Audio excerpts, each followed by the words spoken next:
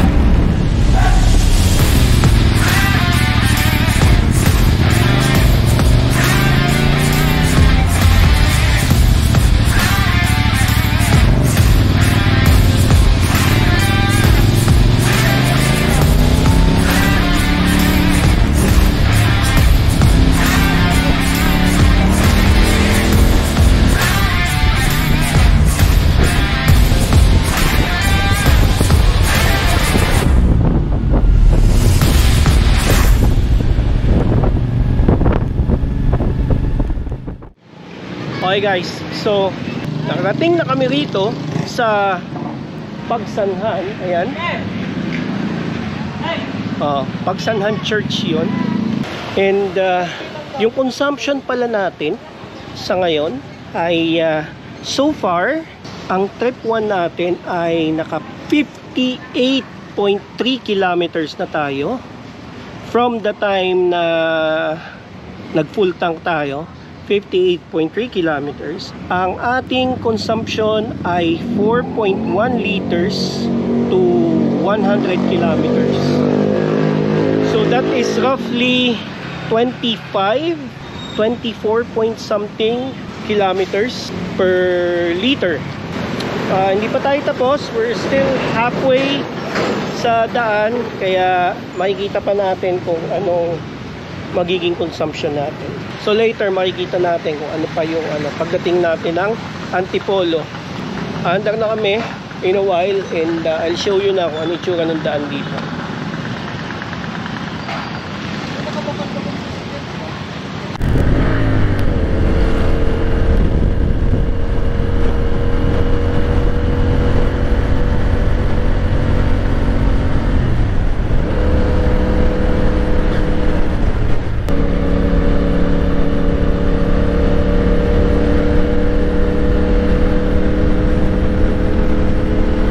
Okay guys, so we are approaching Lumban.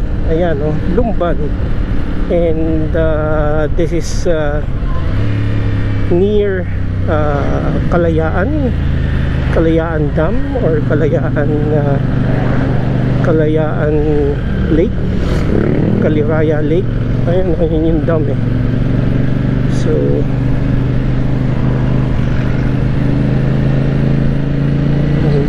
mahirap sumingit-singit dito kasi masikip ang daan. Pero kung may opportunity naman that you can do, why not? Walk not. Basta safe, ika nga, safe driving. Total travel natin is 64.3 kilometers. Medyo may traffic unlike doon sa biyahe namin kaninang umaga. Walang traffic dahil umaga kasi obviously, pero on a Monday I'm not expecting na magkakaroon ng traffic na ganito. So chill lang tayo dahil traffic eh. Yan yung papasok ng Kalayaan, San Juan Poblacion, and dito yung Longos. Alam kong kasunod dito is Mabitak.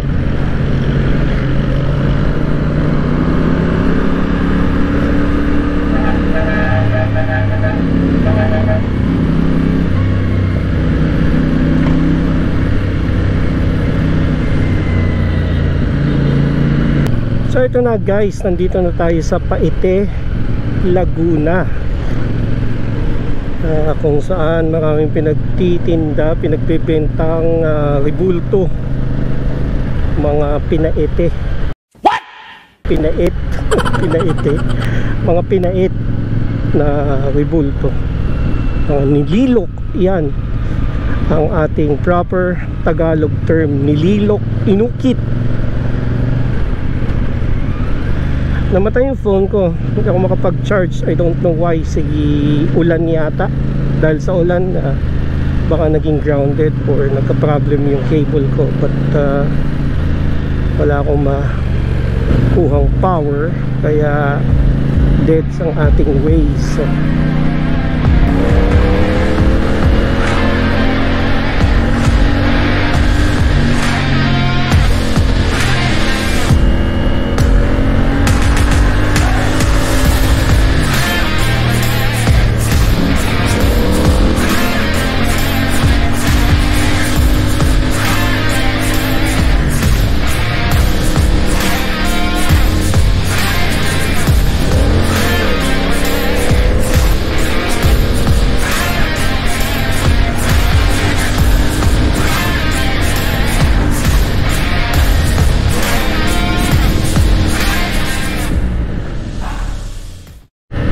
Alright guys, nandito na tayo sa liku-likong daan ng Mabitak.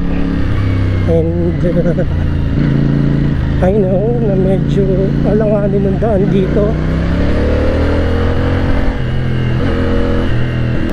Kailangan lang natin mauna sa mga sasakyan para makabuelo tayo. Ginagawa yung daan dito eh. Ang hirap talaga pag walang ways. Hindi mo alam kung kailan liliko eh. Nasanay ako masyadong gumamit ng ways, nag-i akong dependent.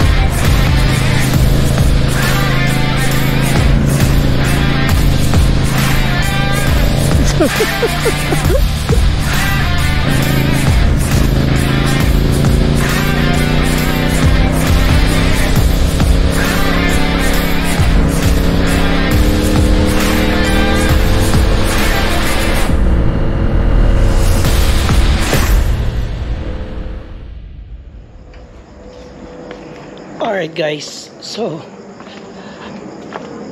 natapos yung video dun sa may Tanay, and wala nang nasunod kasi wala nang kasunod kasi naubos yung battery ng GoPro natin.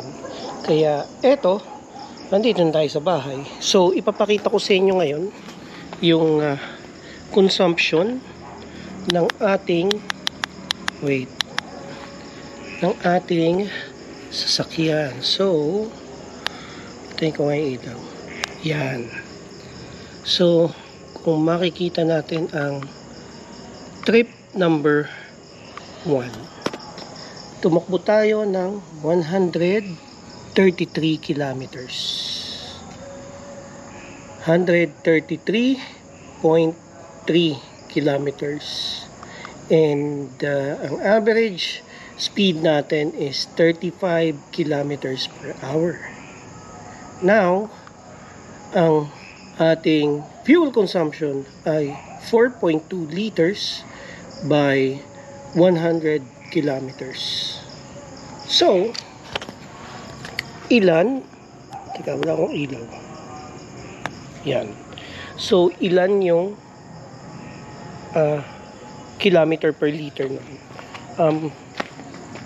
Roughly 4.2, so that's about 24, I guess. About 24, 4 point something kilometers per liter, which is not bad. Nakita nyo naman yung video natin, maraming banking, maraming biritan, maraming overspeeding. Kaya I think the consumption is fairly good for a 450cc. And take note, hindi pa nag-change oil, hindi pa nare-retune, hindi pa na PPMS yung motor natin. So I'm expecting na as we use it and as we change yung oil niyan and tune up ulit, kasi it's due for change oil na I think mas mag-i-improve pa yung consumption natin. Kaya gagawa ulit tayo ng video on how is the consumption. I don't know, baka Quezon ulit or who knows, baka ibang lugar naman, no? So tapusin na natin yung video dito. Sana may natutunan kayo. Kung meron, or sana nagustuhan nyo yung video, hit the like button na lang.